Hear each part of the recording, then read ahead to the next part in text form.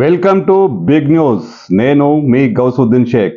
ఉన్నదే రాస్తా, చూసిందే చెప్తా. బీఆర్ఎస్ సర్వాధినేత మాజీ ముఖ్యమంత్రి కేసీఆర్ ఇక శాసనసభలో అడుగుపెట్టబోరా? ఆయన ఓటమిని జీర్ణించుకోలేకపోతున్నారా? అసెంబ్లీకి రావద్దని అనుకుంటున్నారా? ఏమో. ఇప్పుడు అందుతున్న వార్తల ప్రకారం, ముఖ్యంగా రాజకీయ వర్గాల్లో, మీడియా వర్గాల్లో జరుగుతున్న చర్చల ప్రకారం కేసీఆర్ ఇక అసెంబ్లీలో అడుగుపెట్టబోరు. ఎందుకంటే ఆయన తన శాసనసభ్యత్వానికి రాజీనామా చేయనున్నారని వార్తలు అందుతున్నాయి. ముఖ్యంగా ఈ విషయమై రాజకీయ వర్గాల్లో తీవ్ర చర్చోపచర్చలు జరుగుతున్నాయి. బీఆర్ఎస్ నుంచి ఎలాంటి అధికారిక సంకేతాలు లేకున్నా మీడియాలోనూ రాజకీయ వర్గాల్లోనూ ఇప్పుడు కేసీఆర్ ప్రముఖంగా చర్చనీయాంశమయ్యారు. ఆయన శాసనసభకు రాజీనామా చేస్తారంట. మళ్ళీ ఆయన శాసనసభలో అడుగు పెట్టబోరంట.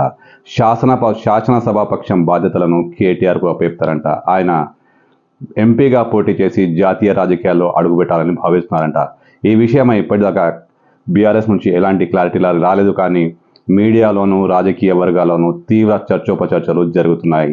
అంటే ఈ చర్చల ప్రకారం కేసీఆర్ ఇక రాష్ట్ర రాజకీయాలకు పూర్తిగా దూరం అవుతారు. ఇది కన్ఫర్మ్ న్యూస్ కాదు, కానీ చర్చ మాత్రం తీవ్రంగా కొనసాగుతోంది. కేసీఆర్ శాసనసభకు రాజీనామా చేసి మళ్ళీ శాసనసభలో అడుగు పెట్టకూడదని డిసైడ్ అయిపోయారట. ఆయన ఎంపీగానే పోటీ చేస్తారంట. ఎంపీగా పోటీ చేసి జాతీయ రాజకీయాల్లో చక్రం తిప్పాలన్నది ఆయన ప్లాన్.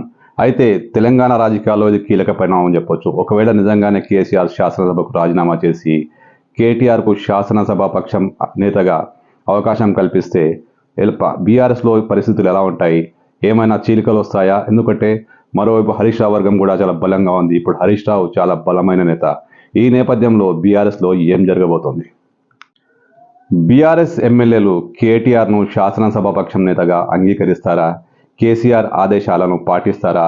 ఒకవేళ అదే జరిగితే బీఆర్ఎస్ రాష్ట్ర రాజకీయాల్లో బీఆర్ఎస్ ఎలాంటి పాత్ర పోషించబోతుంది? కేసీఆర్ లేని బీఆర్ఎస్ ఎలా ఉండబోతుంది? అంటే కేసీఆర్ నిజంగానే ఎంపీగా పోటీ చేసి దేశ రాజకీయాల వైపు అడుగు పెడితే రాష్ట్ర రాజకీయాల్లో బీఆర్ఎస్ భవితవ్యం ఏమిటి? ఇప్పుడు ఇదే పెద్ద చర్చ.